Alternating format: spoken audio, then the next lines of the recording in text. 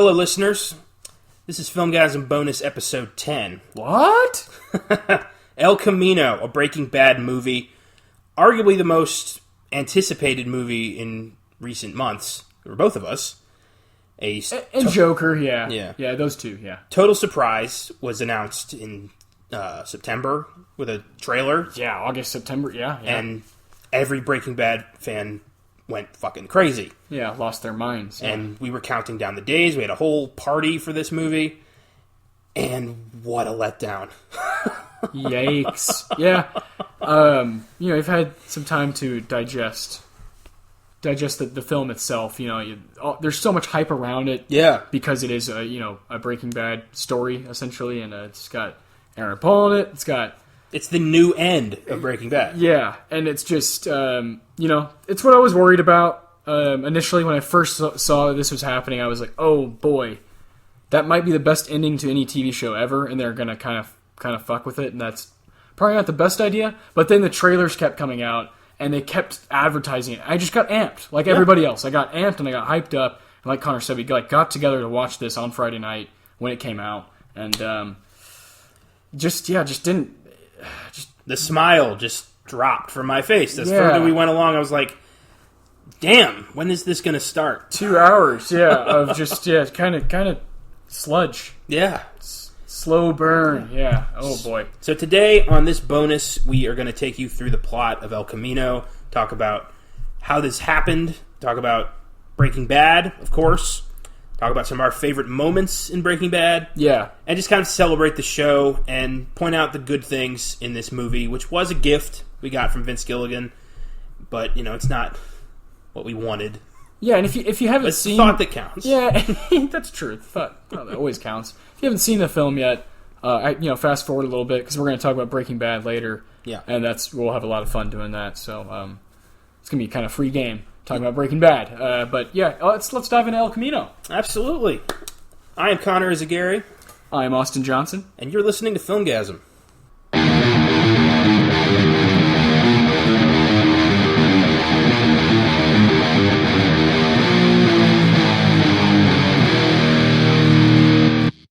El Camino, a Breaking Bad movie, was released on Netflix on Friday, October 11th.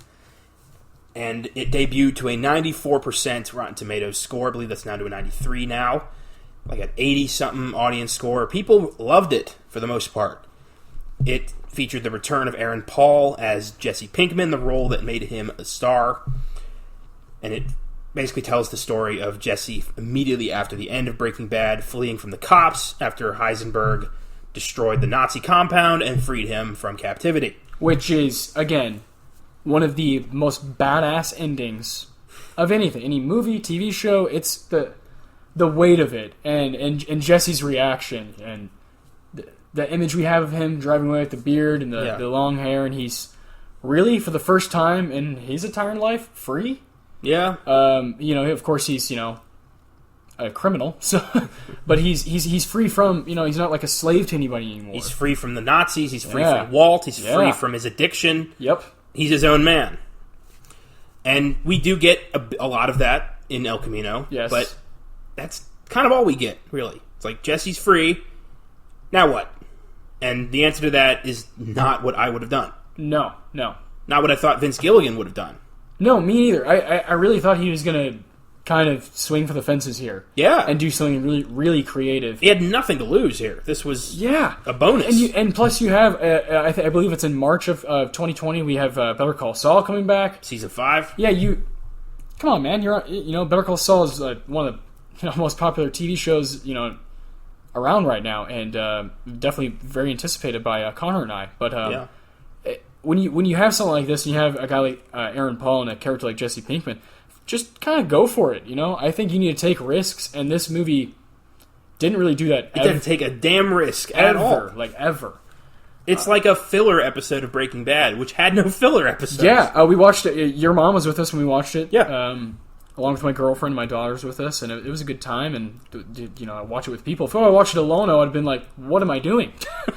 But it was cool to have people there to kind of be like, are we right? This is kind of like taking a minute to get. I had to make sure it wasn't just me here. And your mom said, this kind of feels like a longer episode. Yeah. Yeah, that kind of summed it up. Kind of felt like, just a longer Breaking Bad episode without these stakes, because we're kind of like, okay, this is getting predictable. Of course, you came out with a movie centered around Pinkman. We're pretty sure he's going to live, so all of this is just, like, it's just And this filler. is a Breaking Bad movie after all of our favorite characters are dead.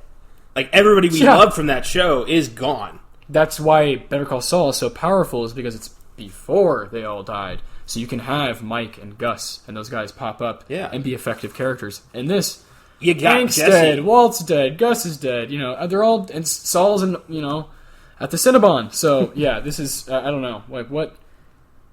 And then there was all the flashbacks. We'll get to that. So I guess we should dive into plot. All right, let's go dive into the ahead and plot. get into it.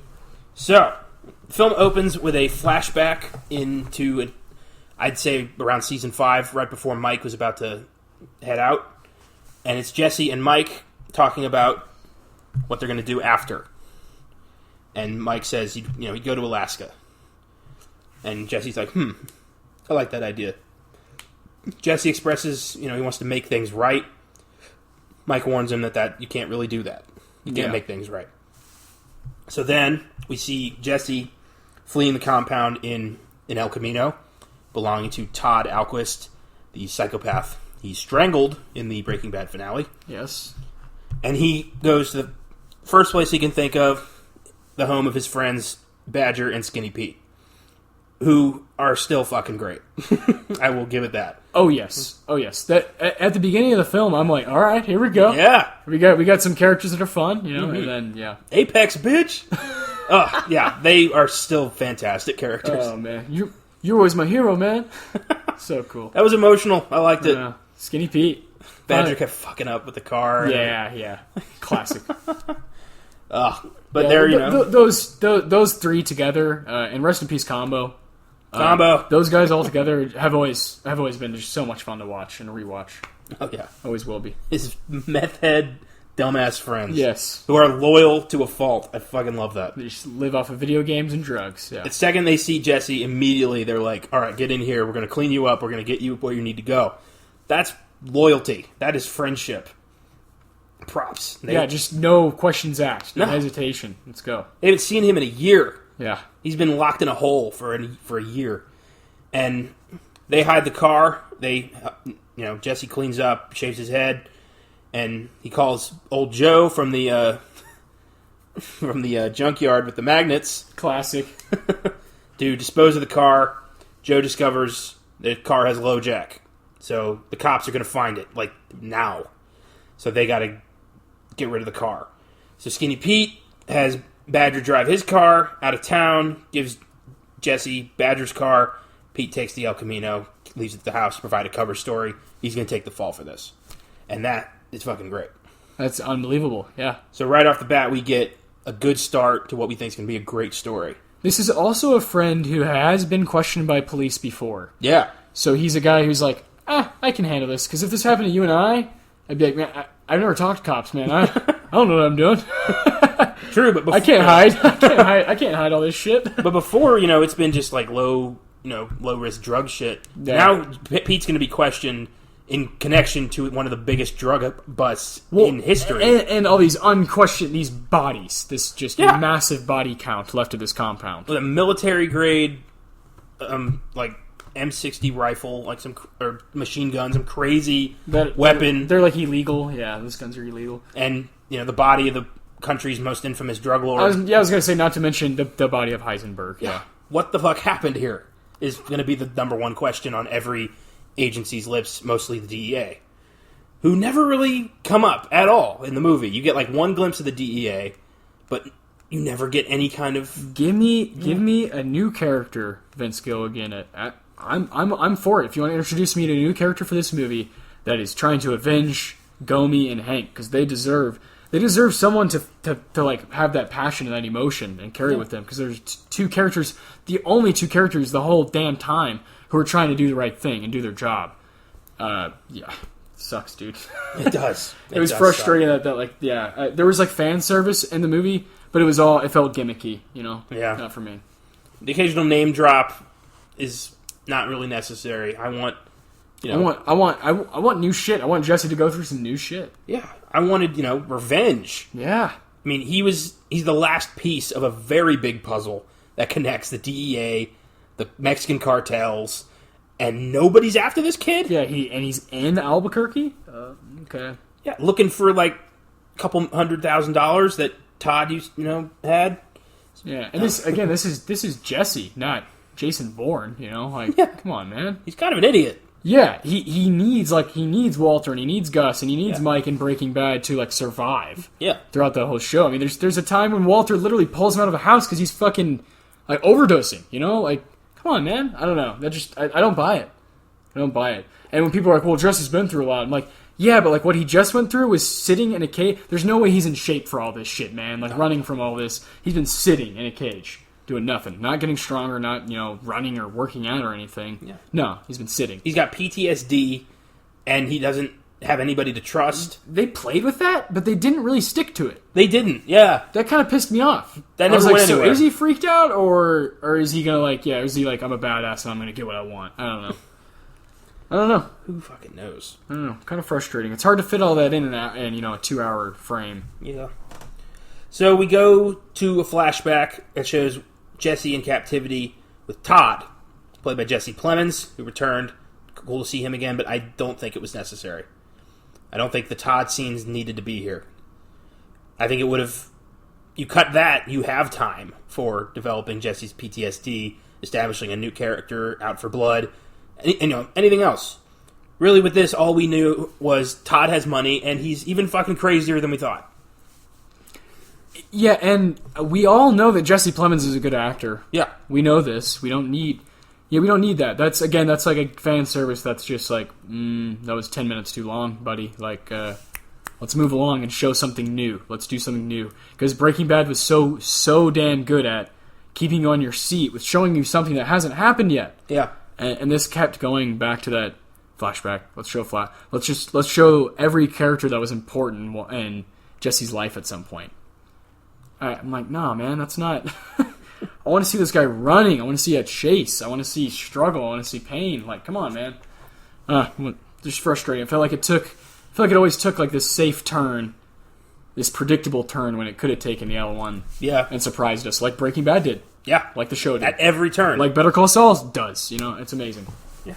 I'm very surprised that Vince Gilligan made something so predictable. Yeah. A lot of people are praising Jesse Plemons' performance, which is fair. He was great. Yeah.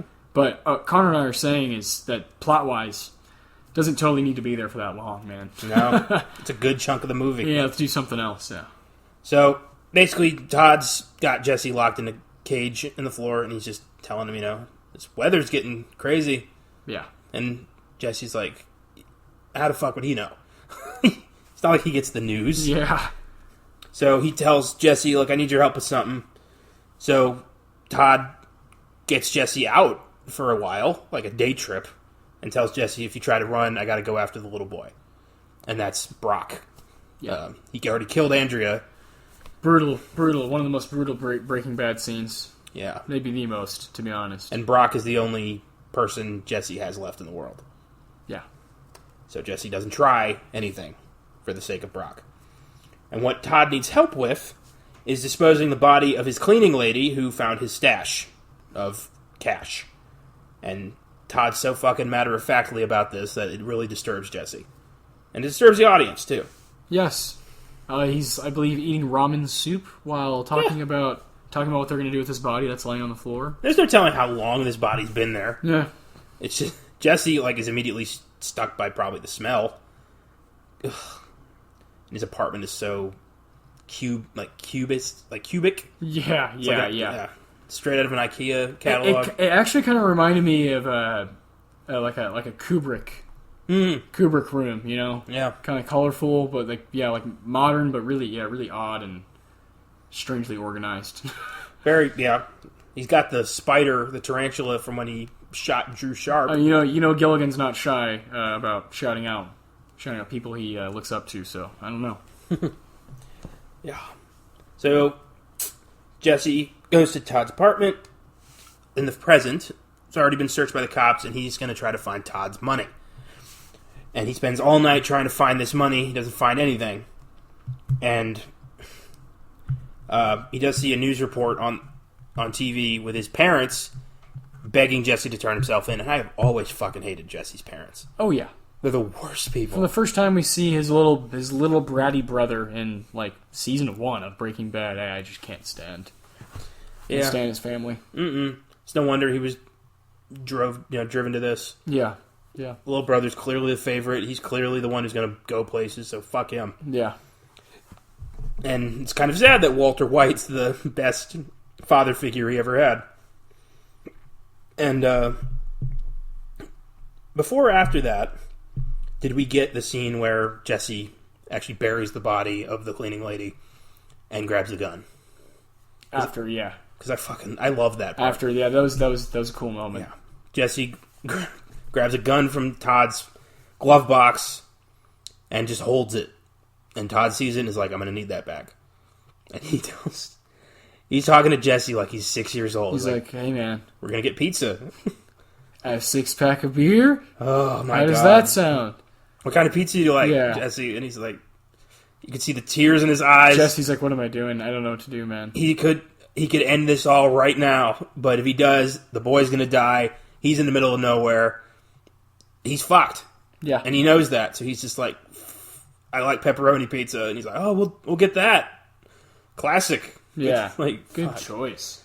He gives Todd the gun.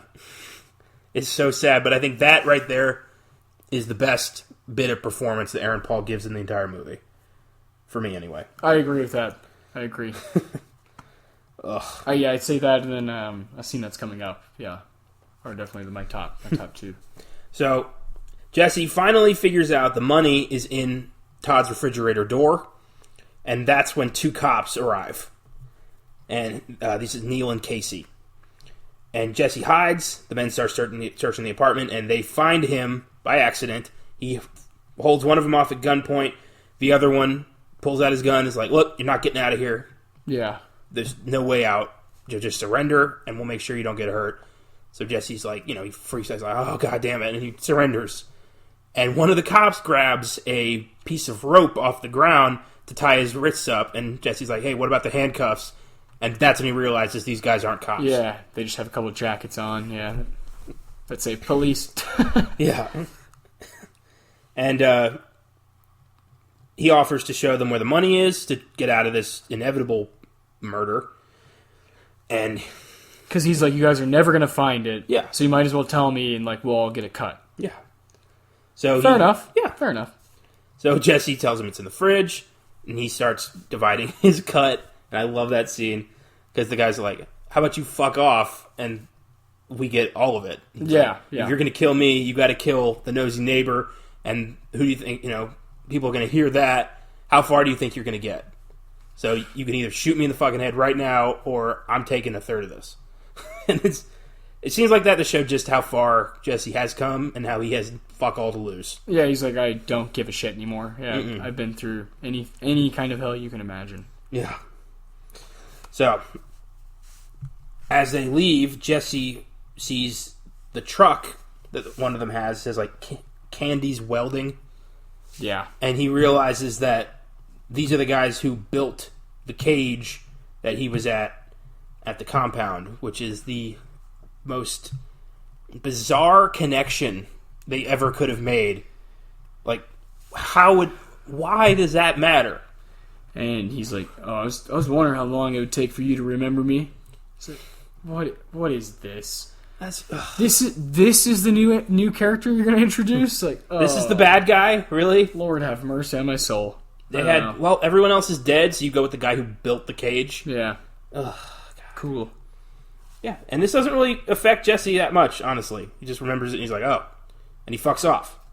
So what he goes to find is... I was going to point... He drives away, and there's that shot, in the side mirror of him, standing in the road, It's a shot that's been in movies forever, and that was okay, here we go, it was very menacing, but then I thought, I was like, but why? Yeah. And then, then I was right, but why? Yeah. The only reason Jesse goes back is not for revenge, it's so he can get that money. That $1,800. $1,800. Yeah, here we go, yeah. Break open an ATM, dude, it's way easier. Sell. I don't know. Steal car. I don't know. Sell it. I don't know. Seems easier than Take some stuff from Todd's place to the pawn shop and just I don't know. Yeah. I feel like there were easier ways to get a hold of $1,800. Especially when you're Jesse Pinkman. Yeah. Yeah. Cook up a batch. Yeah. Sell it. Yeah.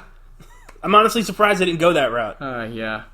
And we're so used to Breaking Bad fans are so used to like this. So what is it? It's $250,000 altogether for the. Yeah. We're used to them making that like in a day. Walter had famous quotes about like, "Do you know how much I make in a week?" And so these stakes just didn't feel that high, especially when ultimately it was just 1,800 because he had the other chunk. And I was just like, what? If these guys had taken all the money, then yeah, this would be a lot more. This would be way believable. different if he had to if he had to steal all of it. Like I'm pretty sure in a bind I could come up with $1,800. Find some sort of way. That's not that difficult. Ugh. So what Jesse goes to find is the disappearer who Saul Goodman had a line on. For $125,000, he will erase your identity, build you a new one, and place you somewhere else in the country. Yes. Assuming you know the correct password, because the guy owns a vacuum store. Yes. And the guy is Ed, played by the late Robert Forster. Oh, man. Who tragically died the day this came out of brain cancer at the age of 78. Yeah, on October 11th. I couldn't believe that. Forster. And he brings Jesse Pinkman out, right? Yeah. In that scene, that's when Jesse's like, kind of yelling a little bit and just kind of amped up and like, come on, man, like, give me that, I'm only, $1,800 short. Like, come on, man. It's like he's in that moment where it's like, I'm just shy of being able to do what I need to do. And I feel like he's in that scenario a lot in the show. Mm-hmm. And then he says, of course, the famous line. I don't know if everybody caught it, but he says the number 96%, which was was his grade of meth, and Walter was always a little higher. What a cool shout out! Very nice. That's nice. Yeah, Vince Gilligan's always gonna have that up his sleeve. Of all characters to reappear, I did not expect to see Ed, the vacuum cleaner guy, Robert Forster, reappear. He was the guy who helped Saul become Gene, manager of the Nebraska. Yes. Omaha. And then he has Cinnabon. some wonderful scenes with Bryan Cranston. Yeah. Where they're playing cards together. He got Walt to New Hampshire. And this is just what he does. But only for the right price and for the right person. Yes. And Jesse already fucked this up once. Yes. So he goes to find him. With good reason, though. Yeah. He learned that Walt took the ricin. He's the reason this all happened. He was at the stop. Yeah. He's literally at the stop, and he was getting a cigarette to smoke, and he realized, oh, shit. And the van that was going to pick him up is the van he sees parked at the vacuum store, and that's how he knows he's got the right guy. He's like, this 96% sure. 96%. So Jesse starts piling up Todd's cash to Ed, but Ed says, you owe me for back pay. Like, you owe me for the first time. Which is, that's great. Gotta love it from Ed. So he wants $250,000. Ed's like, you're a punk, and you're a fucking high-profile case here, so I can do what I want. I love that. He has no scruples. Ed's like, fuck, you need me. So I saw a lot of Max Cherry there. Yeah. A lot of Max Cherry. And you see that previously in Breaking Bad, but here... Oh, very much so. Here, very much, yeah. So Jesse starts grabbing more money out of the bag and realizes he is $1,800 short. And Ed refuses to deal with him until he has everything. Yes. Jesse's like, come on, man. Like, he threatens him. Yeah, it's great. Ed calls the cops. And there's like just a shit ton of cash on his desk in this vacuum store. You could buy every vacuum in the store with all this. Oh, it's so funny. It's classic Jesse. So Ed calls the cops and says, there's a belligerent man in my store. He won't leave. And Jesse immediately panics, but then he comes back and he's like, that was a fake 911 call. Because you would never hang up. And he starts, like, you think he's deciphered this, and then fucking cops roll up. Yeah, because it's Jesse. And Ed just says, gotta love that response time. And this is the best scene in the movie. It is. I really think Robert Forster brought Jesse out, and Forster just is always really good. And, man, rest in peace. I love that guy, man. Yeah. He's a fantastic performer. Yeah. So sad. Yeah, it really is. Devastating. So Jesse grabs his money, gets the hell out of there before the cops roll in, and Ed tells him, "Oh yeah, you just left," and he gives him a description, and you had issues with the description. Yeah, well, they say he's 6'5". No. Well, I think Ed was just trying to throw them off because I think he does know Jesse's going to get the money, and I am going to need to take this job. Yeah, I guess. But he says two things. He says a tattoo of a bug on his right eye. Yeah, above his right eye, which some people took as what is on the beanie that Pete gave him at the beginning of the movie. No. Yeah, I don't know. I don't know. Because there's confusion. Because, yeah, I would think he's trying to throw him off. Mm-hmm. But then there's confusion because of the beanie connection. Everything else is right. Yeah. All he messed up was the height. That's not a good job at throwing him off. Yeah. Or I don't know. 6'6". Like, no one in Breaking Bad and Vince Gilligan world is that tall. So Jesse needs to get $1,800, so he calls his parents and says he's going to turn himself in. And he asks if they would come pick him up. Yes. So they leave, and so does the the federal agents watching the house, or some of them anyway. He sneaks in the back, opens the safe, finds no money, but he does take 2 guns. One of them looks like a .38. The other one is a fucking World War II Luger. Yeah. Which, what the fuck? Oh, I forgot to mention, earlier on, when Jesse's leaving Skinny Pete's house in his car, he passes by a fucking parade of cops. Yeah, it was a pretty cool shot. That was a great shot. Yeah. And he is just sitting there, trying not to draw attention to himself as hundreds of cops drive to the low-jacked car. Yes.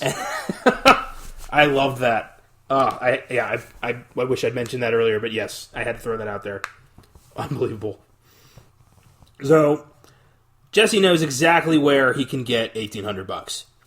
Welder's shop. So he goes there, and they bought coke and strippers. Yes, of course. Yeah, these are not intelligent dudes. No, not at all. So he goes in there and says, "I don't want to rob you. I just need $1,800. I consider it a favor." And one of them, Casey's like, "Who the fuck do you think you are?" And Neil's like, "Hey, shut up." Which didn't really make any sense. He has some respect for Jesse. Why? Ugh. God damn it. Man. I can't believe this is our climax. I know. Can't believe it. So Neil decides to challenge Jesse to a fucking duel. It's the 1800s. For the money. Jesse agrees. And he wins the duel by using the other gun he had in his jacket pocket. He then kills Casey when he starts firing back, and Casey's the worst fucking shot ever. Indeed. Point blank, he misses every single shot. Yes. Unbelievable, man. I thought at that point Jesse was going to die from a bullet wound. Something in the gut or something. Yeah, but no. That guy is, I guess, too coked out of his mind. And the other 3 guys, he takes their driver's license, says he knows where they live, and if they come after him, he'll fuck them up. He takes Neil's cash, blows up the shop. And that's when we get a flashback that is the ultimate fan service. Jesse having breakfast with Walt. Oh, yeah. Mm-hmm. Oh, yeah. Bryan Cranston returned to play Walter White one last time. Knew it was going to happen, yeah. Oh, yeah. If anybody was going to come back, it was going to be him. And Walt, I got to say, Bryan Cranston is wearing the most distracting bald cap ever. It made the rest of the screen look kind of odd. Yes! Yeah. I could see the line on his forehead. Jesus Christ, people. It's like they filmed all this in a weekend. Yeah. This is like a science project. Come on, guys. Jesus Christ. And they're having breakfast after one of their cooks. Who knows when in the timeline this is. Jesse's eating a shit ton of pineapple. Oh, man. What in the fuck? Saying, you gotta get your electrolytes up. And Walt is being oddly fatherly to Jesse. He's never acted like this to Jesse. Super calm, yeah. He's always treated him like shit. Yeah. Why now is he oh yeah, let's be pals, let's go have breakfast. It's like Walter in Fly, and he's just zoned out the whole time. It's weird. Yeah. He tells Walt tells Jesse, "You're really lucky you didn't have to wait your whole life to do something special." Boy. And he also insinuates that Jesse never graduated high school, and that's That's funny. Jessica's really offended. It's like still a thing. Yeah. I totally graduated high school, dick. It goes back to It goes back to episode 1 of Yeah. It goes back to the pilot. Apply yourself. But I get it. If Walt, he was fucking there, but that kid, I'd think that kid didn't graduate high school. Yeah. Agreed. I didn't graduate high school.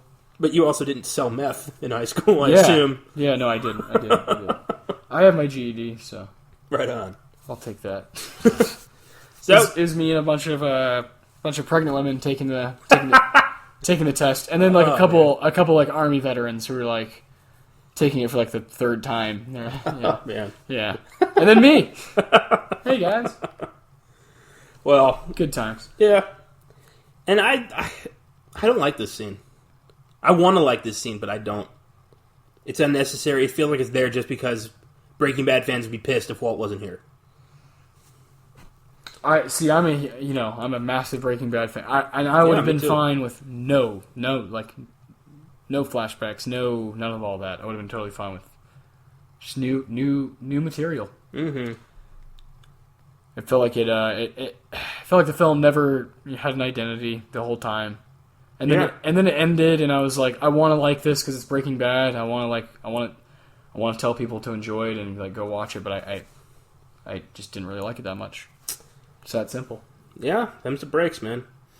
And, of course, the movie ends exactly how you think it's going to end. Yep. Jesse pays Ed, who smuggles him to Alaska, gives him a new identity. Jesse hands Ed a letter to mail to Brock. Jesse's driving off. He has a flashback to a trip he took with Jane. Kristen Ritter returned. He tells her he admires that she lets the universe take her wherever it pleases, and she says, I've gone where the universe takes me my whole life. It's better to make those decisions for yourself. And Jesse just drives into Alaska. Free. He won. Yeah. This piece of shit, meth-dealing murderer gets away. Gets Todd's money. And we're like, yeah. I couldn't celebrate. Because the whole thing about Breaking Bad is everyone in this is a fucking monster. It's kind of a shithead in their own way. Yeah. Except for Hank. Except for Hank and Gomi, who are doing their job. And even Gomi sometimes is a piece of shit, because he would be like, no, you're wrong, when in fact Hank was right about Gustavo the entire time. Hank's a great fucking cop. Yeah. And such a letdown, man, this movie. Yeah, it really was. I'm giving it a 7 for Aaron Paul's performance alone. I'll give it a 6. I look at a 7 as a passing grade in a way, and I just can't give it that. Fair. I get it. I look at myself as if I'm Walter White, the chemistry teacher, mm-hmm. and if this movie was like a project turned into me, I wouldn't give it a pass. I wouldn't give it a passing grade. I'd be like, apply yourself. Unacceptable. Ridiculous. Just fucking grading papers. I love it. Yeah, this didn't need to be here. I didn't like it. No, it puts. I saw this in the car when we were driving back. You were dropping me off back in my car after we finished the movie. We were like, yeah, this kind of puts a little spot on the Breaking Bad universe. It does. It was impeccable, and now there's a black mark. Yeah, because you had two shows, running side by side. Breaking Bad and Better Call Saul, both brilliantly done. And now you have this movie that comes out that was, heavily, heavily anticipated. I'd love to see the numbers of how many people watched it on Netflix. Oh, yeah. And it was released in several theaters. So yes, yeah. Unbelievable. Really crazy. Mm-hmm. So, that's El Camino. The film. Yeah. So let's talk about what really mattered in this world, and that is Breaking Bad. Yeah, the TV show. AMC's first major series, which ran from 2008 to 2013, went 5 seasons, not a single bad episode. An amazing show. Changed everything. Changed Bryan Cranston's career forever. Yes. Changed Aaron Paul's career forever. Bob Odenkirk's career. Giancarlo Esposito. Dean Norris. Jonathan Banks. Everybody involved. Yeah. Had a massive boost from this.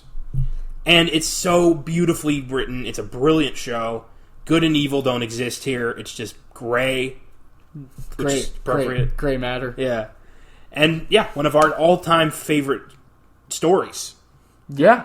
Yeah, I'd say for sure it's become this thing that is, like you said, it's one of the all-time stories, because I think once Better Call Saul got tacked onto it, and you can kind of show your talent as like a creator and a writer. Vince Gilligan he's talking about characters we know their outcome, yet we're locked in just as much as we were with Breaking Bad. That's really amazing.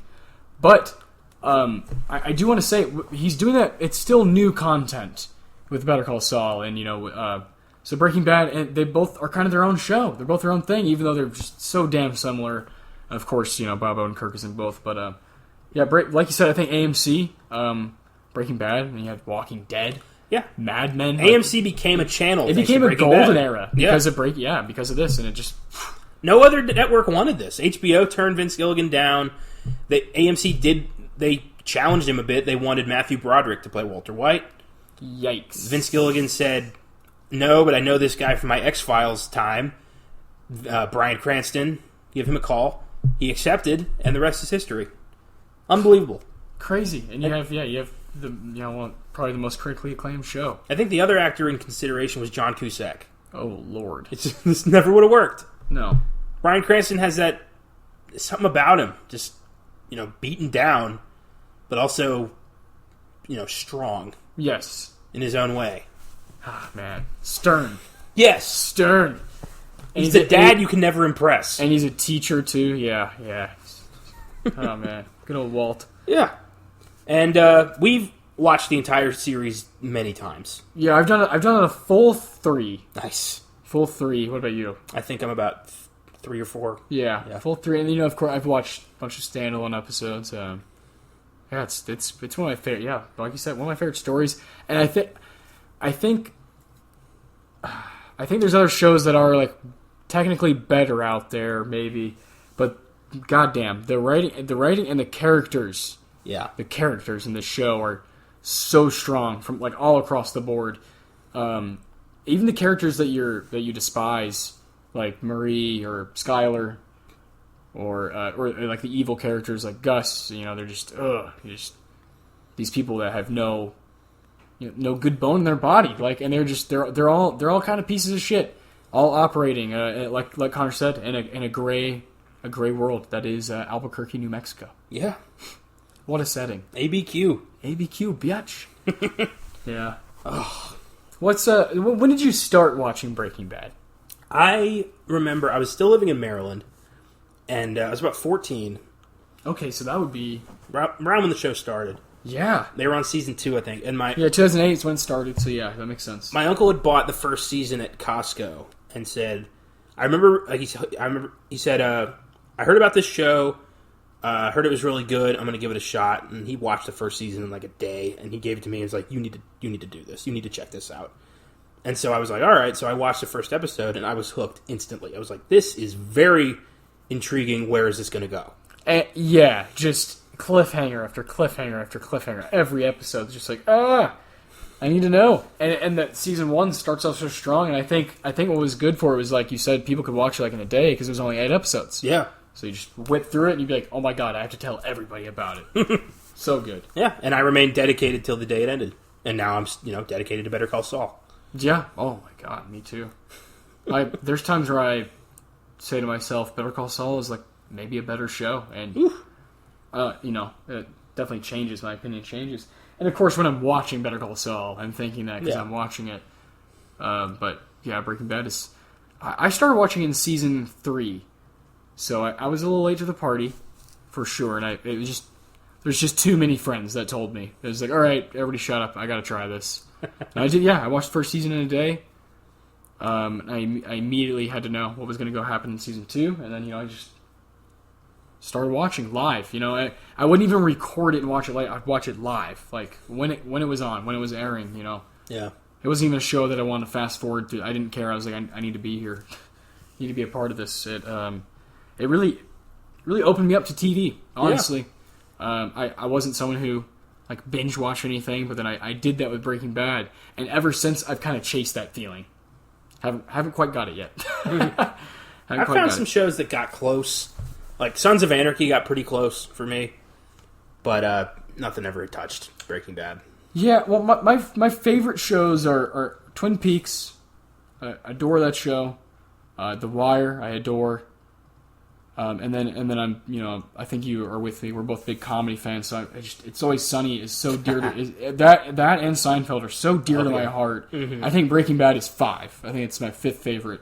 Very nice. But that's, my God, I've seen so many damn series, over the years. Yeah. And I watch it so much. There's not many other shows I rewatch.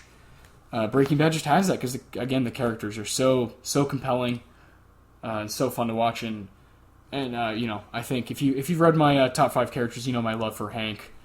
I could watch him all damn day. So I wait for him to be on the screen.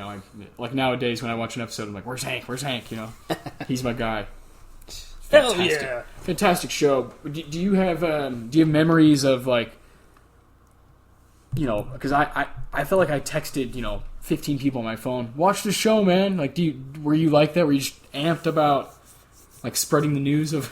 See, back in Maryland, none of my friends were really into movies or TV. It was all football up there. Yeah, it was all sports. Well, it's a lot of sports here, but it's also a lot of movies. It was tough finding anybody who was even remotely interested in this. Damn. And it was all just really my family. I couldn't fucking avoid it. I moved down here, and nothing really changed. In my high school, there were a couple people who were into it. You went to Blanco? Blanco High School, yeah. Yeah, so, it's a little country, but you'd think people would still watch it. I don't know, man. Yeah, there were a couple people, but overall... I had a lot of friends who were just like, dude, get on this. After season 1, like you said, though, we were in middle school, so it's a different time. Yeah. Different time for us. Mm-hmm.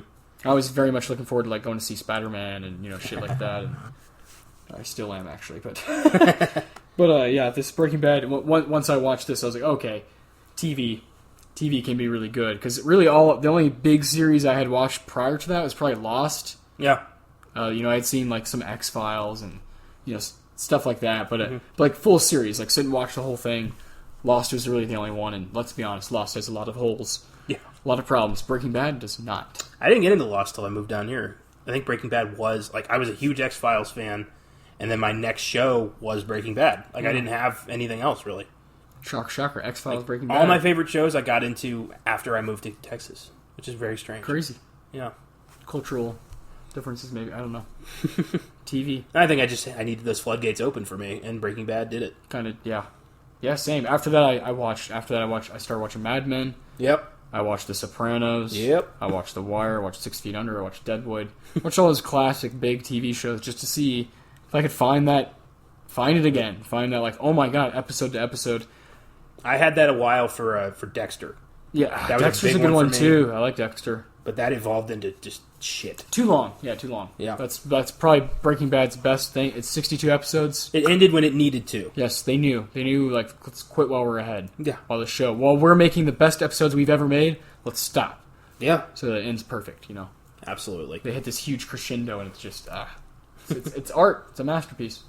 Flawless. And we put together our top 5 favorite moments Hell yeah. from the show. So, why don't you go first? I'll start with my 5, yeah? Yeah. All right. So my 5 comes in Season 2, Episode 12. You best believe we're going to reference every episode and season. So Walter is in the office with Saul. And this is Season 2. Saul's not like a guy we've seen a ton. He's just been introduced in this season. So we're kind of getting to know his humor and like what exactly he does. And he comes up with this scheme to launder money through Walter Jr. Flynn's website that he's like taking funds for Walter's cancer. He's like, hey, give us money. And it's this really cheesy like website that Flynn made. And you're like, oh, that's really cool, man. And then he comes up with this scheme. And it just, to me, defines him as a character. I think there's a lot of moments in Better Call Saul that would, of course, define him. But in Breaking Bad, I just look at that one and I'm like, man, it's such a genius idea and so sleazy to do that to Flynn. Like, he's like, oh my god, $50. Like he thinks these are like legitimate, donations, and in fact, it's just Saul pulling strings, and that's he's sleazebag at his finest, in that moment for me. So brilliant. What's your number 5?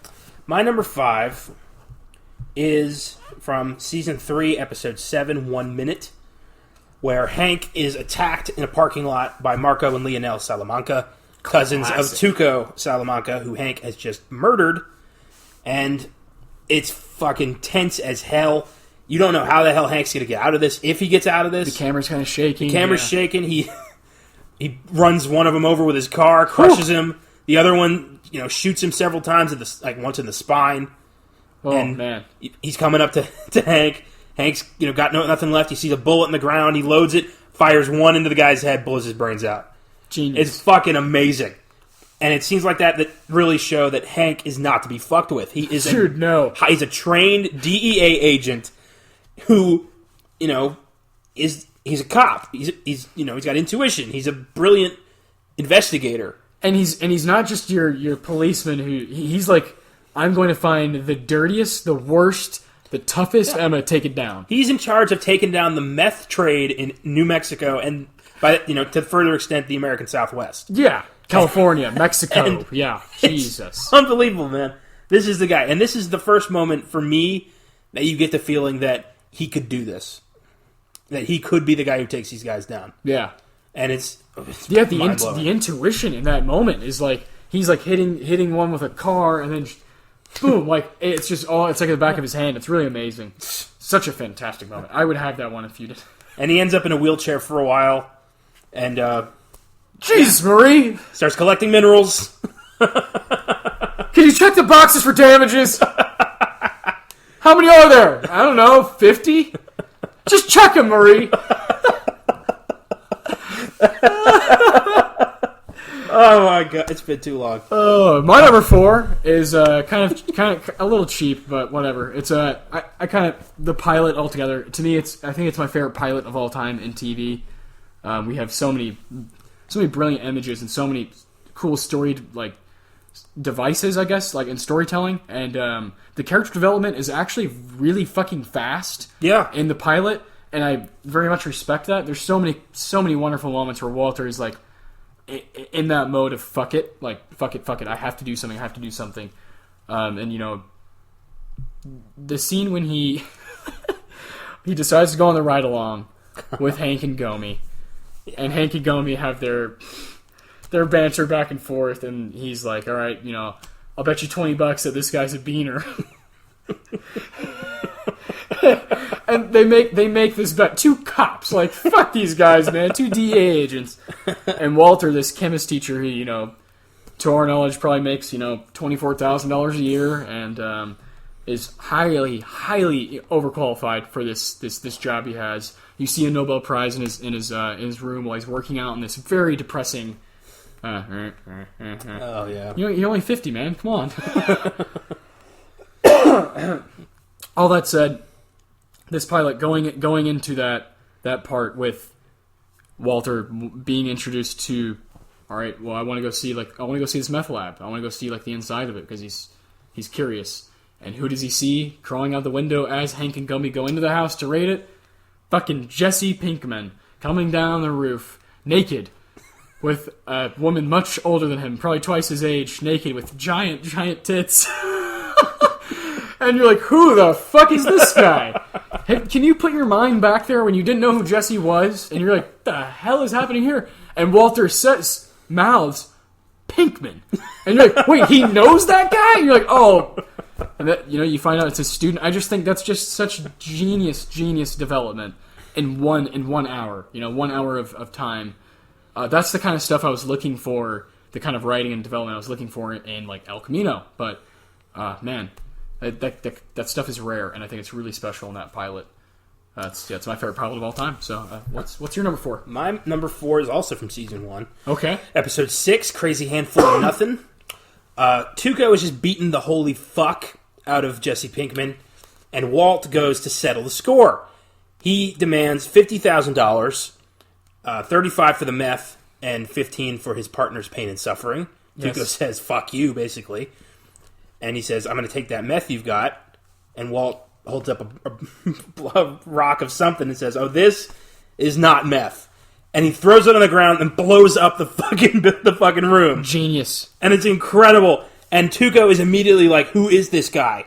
Heisenberg. Yeah, that's where you first meet Heisenberg, really. That's the birth of Heisenberg, for sure. And Walt explains, maybe the most popular fictional TV character ever. The best alias. Heisenberg. Crazy. And he explains to Tuco, like, this isn't meth, it's fulminated mercury. I'm a scientist. And Tuco's like, well, all right, fine, here's $50,000. That meth you gave me is the fastest selling product I've ever had. Make me more, we'll be in business. And Walt walks out of there like king shit of fuck mountain and gets to his car and is just like, yes! Yes! Like, freaks out to himself. It's fucking brilliant. Oh, it's my favorite moment of season 1. Genius. Season 1 is riddled with unbelievable moments. They were just firing. You know, they were really creative in that season. So much fun. It's Walter. It's Walter, and that's before Heisenberg is like born totally. And it's so cool watching that development. All right, my number 3 comes a little later in the show. Season 4, episode 10. Gus travels back to kill Don Eladio and all of his little fuckers. Poisons all of them. It is a genius scene, choreographed like a fucking ballet. I can rewatch. I do rewatch this on YouTube a lot. First off, Don Eladio is that prick that's in Scarface. He's Pacino's boy in Scarface. Yeah. I've always just had problems with him. He's just annoying. And I've always been more on the Pacino side. I'm like, yeah, I'm with him. But with all that said, I that character, you hate him so much because of that flashback. Yeah. And when you see Gus, you're watching him turn around all these years later after watching his best friend and his partner, who he intended to get into this business with, gets killed by fucking Hector and all these pricks. And he gets pushed into the water. It's a legendary scene, and it's like shot. It's ringing, and Gus is like, "Okay, I'm not gonna be Mr. Nice Guy anymore. I'm gonna be Gus now. Like, I'm gonna be the famous Gustavo Fring." It's fucking these brilliant. moments we're choosing I think we're choosing like big character moments where like kind of defines them and shows like a change. And fuck you. Now I'm doing this. And what I chose this is Gus acting upon that change and finally settling the score of I'm going to kill all of you. I'm done with all of you. And to follow that up, we have, Jesse and Mike are with him. We have a fucking awesome shootout where they're like escaping and people are shooting at them and they're like, getting away. And Gus, takes the poison himself because he had to. Yeah. To make it legitimate. And that bottle of like $1,000 tequila. Yes, which that bottle appears again in fucking, Better Call Saul. I just love that kind of stuff. But so Gus is, has this poison in him. He needs to go to the hospital. And Mike has also been shot, so Jesse is the man to take charge and do this. So he takes him to where, Gus has his own fucking tent, basically. And Jesse is screaming, "What about this man? What about this man?" About Mike, who's in the passenger seat with a fucking bullet wound. And the guy says, "This man," pointing at Gus, "pays my salary." And leaves Mike and Jesse fucking in the dust. And is like, "I'm gonna fix him first. I'm sorry." And that is the power in that episode of Gus poisoning himself and knowing, and goes to the restroom and makes himself puke and killing all these people, all these huge cartel members. And then that power move of I have like a surgeon just hanging out here just in case some shit goes down. He thinks of everything until a couple episodes later in the season. Oh yeah. My favorite bit about that whole scene is that I think prior to that, the flashback's the only time you see Eladio. Yes. So you already, just from that one scene of Eladio and Hector killing Max, that's all you get of that. You hate them. You hate him just from that. So you totally buy Gus's revenge plot here. And by the way, like, Gus is not a cool dude, man. He's not a fun guy. He's a monster. You're just buying in because of the development. Because of all the backstory and character development he's gotten. You're like, I'd rather side with Gus than Don Eladio because I'm with him. I've been on the journey with him. Fuck that guy, Yeah. It's really amazing. Shit led to Gus destroying every Salamanca on the planet. Yes. This was very personal. And he'd been planning this for a very long time. And the execution's flawless. Years. Oh, it's beautiful. Like I said, it's choreographed like brilliantly. You gotta just go rewatch it. Go check it out. What's your number 3? My number 3. Get down to the nitty gritty here. This My is number fun. 3 is also on your list, I believe. Yeah. I'll say it's my number 1. You go ahead. All right. Yeah. So Walt is desperate for money. He goes to his spot underneath the house, his crawl space, season 4, episode 11, crawl space, and finds nothing. The money's gone. And he's like telling Skyler, like, where is the money? He's freaking out. And Skylar says that she gave it to Ted, hush money, to pay off his debts. And Walt collapses, he's panicking, and then he just starts cackling like a fucking madman. And you were like, Skylar's freaking out, and you're realizing, like, it is over. He's broken. Yeah. How does he come back from this? And the camera just zooms out as Walt is in the crawl space, laughing his ass off, realizing that he basically thinks, like, I'm gonna die. And it's brilliant. Well, yeah. Oh, man, I love it so much. It's just Cranston is, like, on a different fucking level in that. That's crazy. What he's doing is crazy. Like, wherever he went in his mind before that scene, I don't know. That episode is very, very intense altogether. Yeah. And it's the fact that it's Ted Beneke, this dickhead that she's sleeping with, and he's like... He's just like, all this work, you... Because he wants to, he wants to just be like, you dumb bitch. This is for you.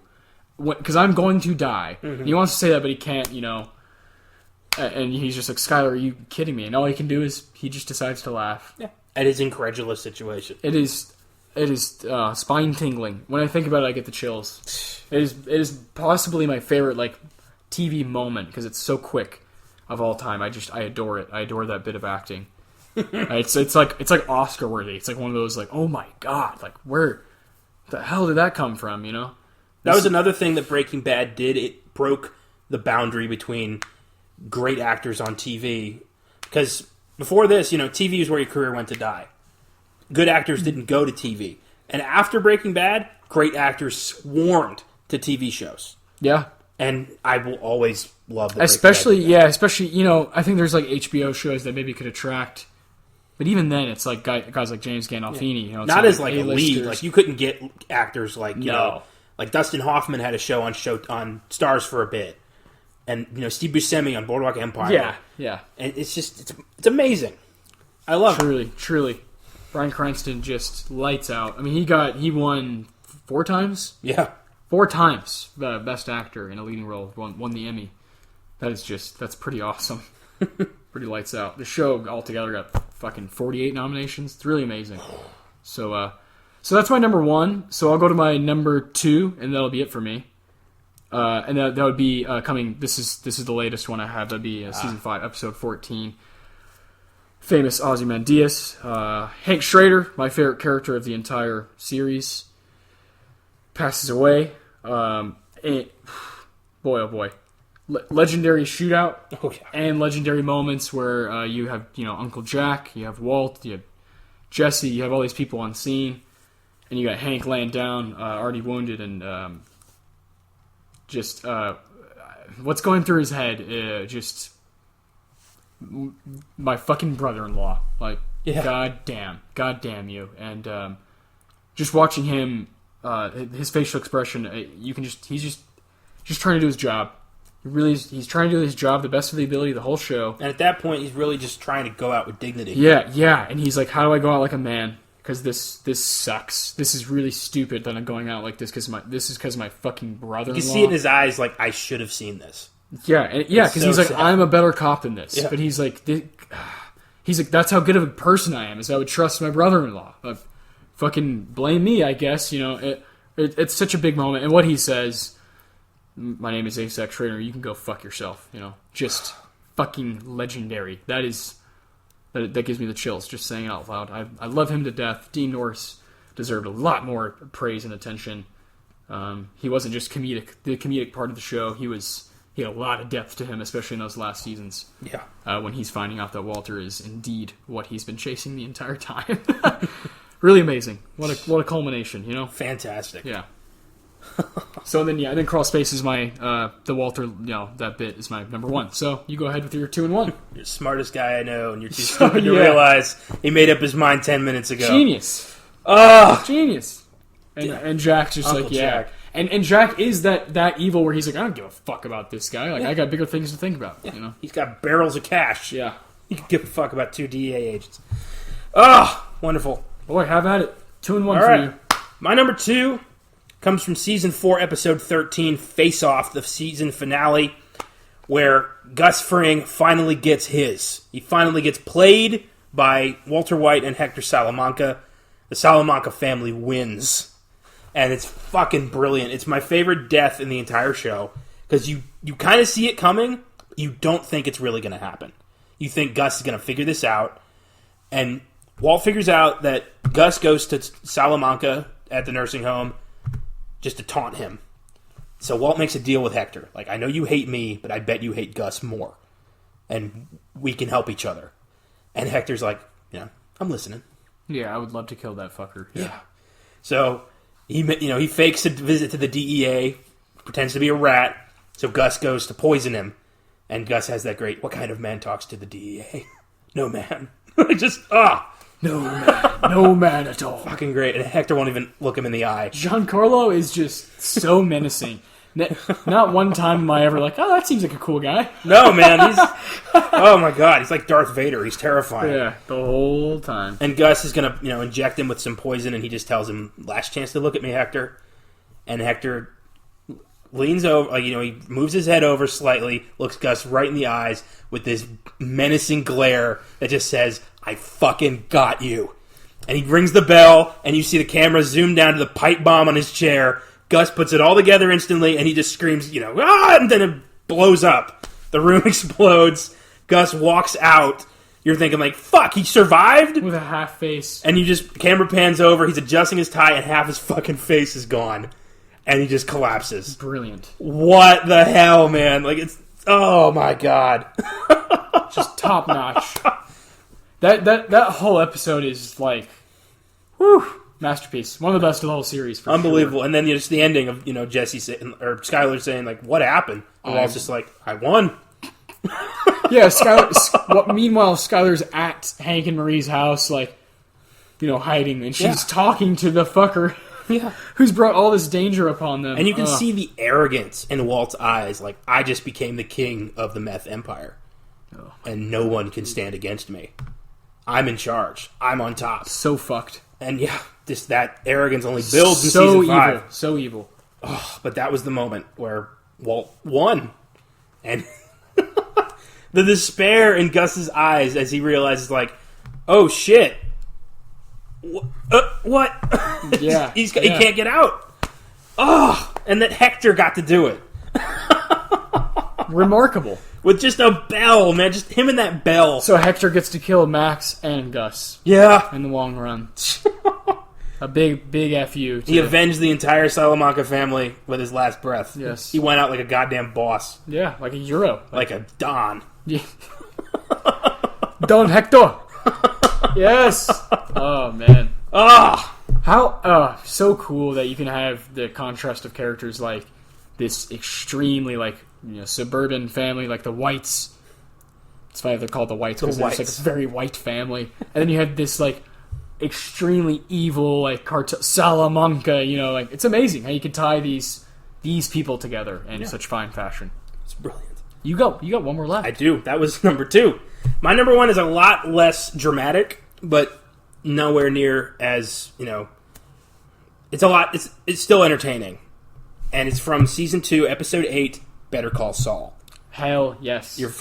Our first appearance of Saul Goodman, attorney at law, a total scumbag piece of shit who will do anything for the right price. The law means nothing to Saul Goodman. Yes. And he... Slippin' Jimmy. Oh yeah, Slippin' Jimmy. And he figures out who Heisenberg is pretty immediately. He goes and tracks Walt down to his school, shows up, and Walt is like, oh shit, what now? What do I do? This is still early Walt, where he's not nearly as confident. And Saul basically says, if I could find you this easy, think how easy the DEA could do it. And Walt's like, well, what do you want? And he's like, well, what did Tom Hagen do for Vito Corleone? And Walt says, I'm no Vito Corleone. Saul says, no shit, right now you're Fredo.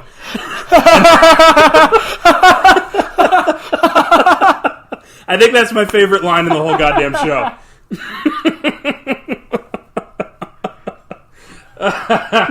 Oh my god. No shit. That's one of those Vince Gilligan gems that if you know, you know. Oh yeah. He does that. He does that a lot. Yeah, it's great. So Saul basically says, I'll be your lawyer, and for a fee, I'll keep you out of jail. So if you want to keep making money and keep the money that you make, better call Saul. And he fucks off. It's brilliant. It's the beginning of my favorite character in the whole show, Saul Goodman. Yeah. Just a criminal lawyer, as Jesse calls him. Yeah. And the show would never have been the same without him. So that's my number one. Bobby Odenkirk. What a legend. What a great line. I'll throw an honorable mention because it goes along with like that. Vince Gilligan, one really cool scene when Jesse goes to kill Walter at his house. Yeah. And Walter kind of catches on like, oh, like this is Gus's plan. He had you sent to kill me the whole time. Really cool little bit story-wise, but the imagery of it is Jesse Pink is standing over Walter White with a gun, and it's like looks the exact same as 1992's Reservoir Dogs when Mr. White is actually standing over Mr. Pink. It's reversed, and of course those characters are definitely named after them. And you notice a certain scheme with colors in the TV show. Walter wears green, or Dean wears orange. Marie wears purple. They all have like their colors. That's definitely a shout out to Reservoir Dogs, and Vince Gilligan has admitted this even. So that's brilliant. It's really cool. Yeah, I love that. That's awesome. Love I that never stuff. noticed that. You never noticed that? I never noticed him that. Standing over him. Yeah, it's that's fucking brilliant. You're like a first-year fucking criminal. Yeah. Am I the only professional? Reservoir Dogs, classic. So good. Yeah. We talked about that way back on episode 5. Oh yeah. Also, crazy thing that was going through my brain while we were watching the movie, Robert Forster and Jesse Plemons. The first movie I saw them two in, they're in Like Mike together. Mike? Yeah. That was just one of those things that was racking in my brain. I was like, have they been on the screen together before? Robert Forster is Coach Wagner of the LA Knights of Bow Wow's team. And then Jesse Plemons is the bully. Wow. Who rips his Allen Iverson jersey at one point, which is that's a dick move. You don't do that, man. You don't rip another kid's jersey. But then there's another big scene where Jesse Plemons, it's a big line in Like Mike, and he says, "I'm not an idiot."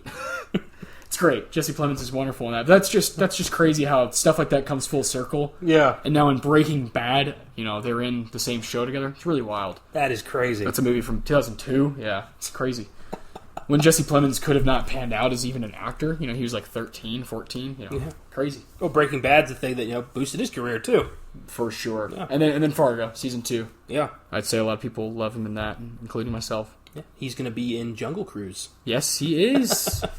He's also in... There's something else he's going to be in that I was looking forward to. I don't know. He was in an episode of Black Mirror. He's working. He's a working guy now. Yes, he is. Good for him. Mm-hmm.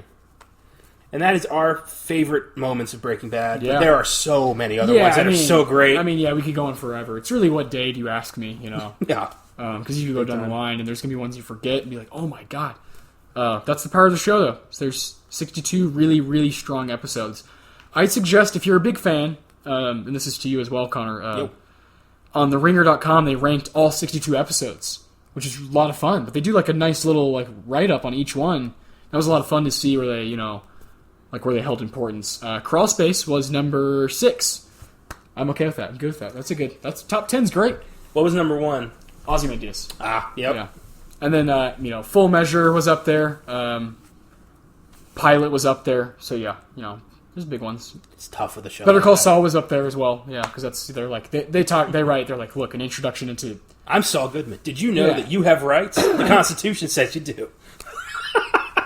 That's my guy. Oh, God. That's my kind of guy. Love it. Better Call Saul. Wonderful. I cannot wait for that show to come back. I need a TV show to to be excited for. Yeah, absolutely. It's been a while. Oh, well, I think that about does it for our El Camino bonus episode. I had a wonderful time talking about Breaking Bad. Yeah, me too. We could do this anytime. Yeah, talk about characters, talk about specific episodes. It's one of those shows. It really is. It's very, very powerful. And if you haven't watched it, shame on you. It's been on Netflix for fucking 6 years. And how did you get this far into this episode if you haven't seen Breaking Bad? Why would you bother? Yeah, I even told my girlfriend, I was like, man, if we're going to continue this relationship, moving forward, I need you to have an opinion on Breaking Bad. I love you to death, Brianna. You're my world, but you had to watch Breaking Bad, and I'm glad you did. You watched it in 2 weeks, so... That's love. That's about right that's like everybody though who gives it a go. They're like, oh shit, what have I been doing? Yeah, we told you. Yeah, absolutely. Told you. It's one of those. You'll get hooked. Yeah, it's just one really good storytelling. Really good storytelling. Wonderful. Well, that wraps it up for us.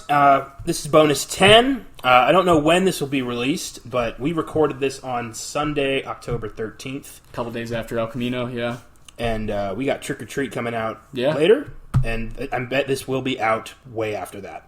So hopefully you enjoy what we got coming in the future, and thanks for listening. Yeah, see you guys later.